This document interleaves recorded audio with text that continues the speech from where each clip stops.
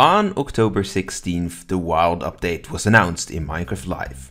This update will, as it stands right now, include some potentially amazing features such as frogs, mangrove trees, mud, and of course, the Deep Dark.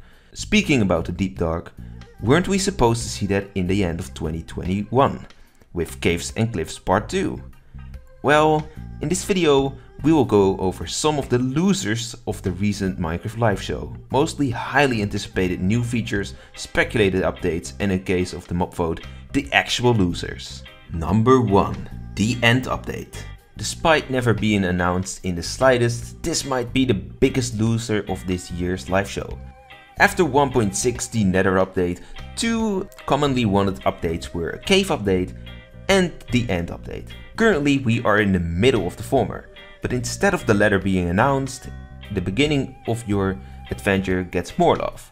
Personally, I don't have anything against that, but for those who watched the show, looked at the lips of Agnes with the hope she would pronounce the word end, well, you were disappointed.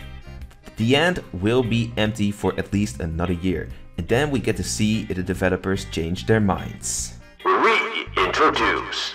At least another year of endless dryness. Perhaps you will be featured in the next show. Number 2. The Goat Horn. The Goat Horn was one of the first things we got to see in our own worlds for Caves and Cliffs, as long as you have Bedrock Edition. But with no further implementations and also no further mentions, the Horn front is completely silent. Number 3. The Glare and the Copper Golem. Obviously, when there's a mob vote and we need to vote to get a winner, there is gonna be losers. In this case, those are the grumpy Glare that doesn't like darkness and the careless Copper Golem that would at random press copper buttons that could lead to its own death. Well, if you start to think about the environments the three options will or would live in, it makes even more unlikely that we get the Copper Golem or the Glare. The Glare, which lost in round 1 with only around 10% of the vote, would be useful for tracking dark caves. Caves, 1.18. Copper golems are, well, copper. Copper was added in 1.17, but since 1.18 is Caves and Cliffs Part 2, it could still fit in the same update as copper itself. And since the Copper Golem was presented as an extra use for copper, its implementation would only have made sense right now, not in the future unless we get that highly anticipated button update. Number 4. The Combat Update. Huh? That was a shitty update in 2016. Is it being erased or what? Oh no, we are talking about a new Combat Update. Yeah, those combat tests in 2019 and 2020 that were like semi-official and added stuff like weapon reach. You probably never heard of those tests or you forgot about them, but apparently the devs did too because it got no attention, and since the Warden is made to be avoided, it doesn't seem likely it's gonna get a use in the Wild update either.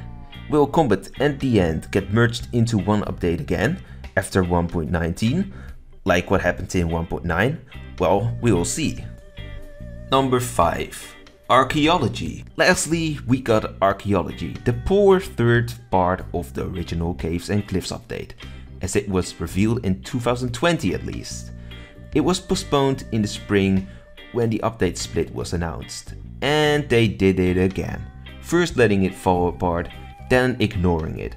Although Archaeology doesn't really fit in an update that's called the Wild update, it would actually make a lot of sense right there.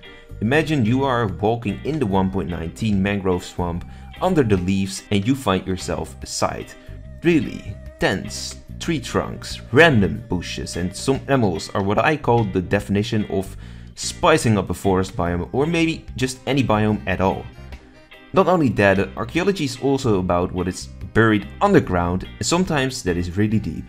Maybe even as deep as the Deep Dark. Imagine all the possibilities that students of lore get when archaeology and the Deep Dark and ancient cities are connected. To me, that sounds like the missing link between dark and deep and bright and high. What are your thoughts on the Minecraft Live show? Did I miss a loser of the show? Anyways, if you agreed or just made it to the end, you should definitely subscribe and leave a comment. I make opinion videos like this and I will definitely cover some of my ideas on the Minecraft Live in future videos.